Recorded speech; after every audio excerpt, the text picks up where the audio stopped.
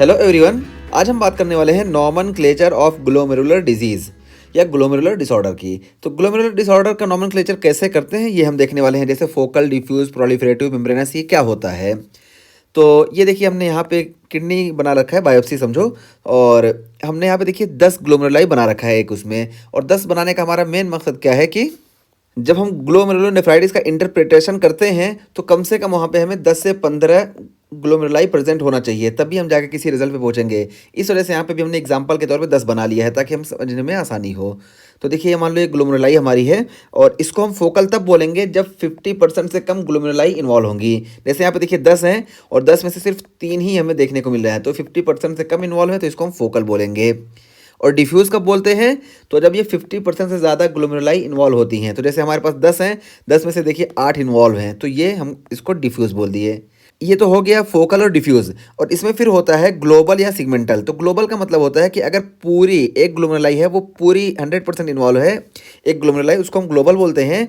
और किसी ग्लोमेरुलाई का अगर आधा इन्वॉल्व है या कुछ हिस्सा इन्वॉल्व है तो उसको हम सिगमेंटल बोलते हैं।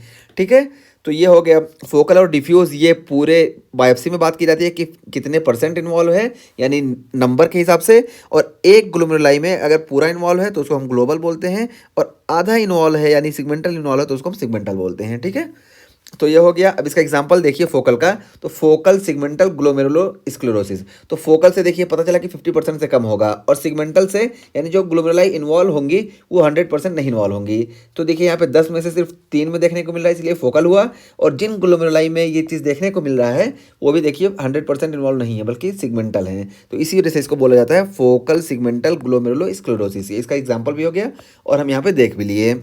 और उसके बाद फिर देखिए डिफ्यूज़ की बात करें तो डिफ्यूज़ में देखिए 50% से ज़्यादा इन्वॉल्व होगा, तो ये देखिए ये हो गया। और इसका एग्जांपल डिफ्यूज़ प्रोलिफरेटिव ग्लोमेरुलोनेफ्राइटिस। तो यहाँ पे देखिए डिफ्यूज़ देखिए मोर देन 50% ग्लोमेरुलाई इन्वॉल्व है, यानी 10 में से देखिए 10 इन्वॉल्व है, 9 होती तब भी, 8 होती तब भी ये इन्वॉल्व है। और ये प्रोलिफरेटिव है यानी यहाँ पे सेल बहुत तेज़ी से डिफ्रेंशिएट हो रहा है। और यहाँ पे ये देखिए ग्लोबल भी है। ग्लोबल का मतलब क्या है कि सारे 100% इन्वॉल्व हैं, अगर कम दिख रहा है तब भी समझो 100% इन्वॉल्व हैं।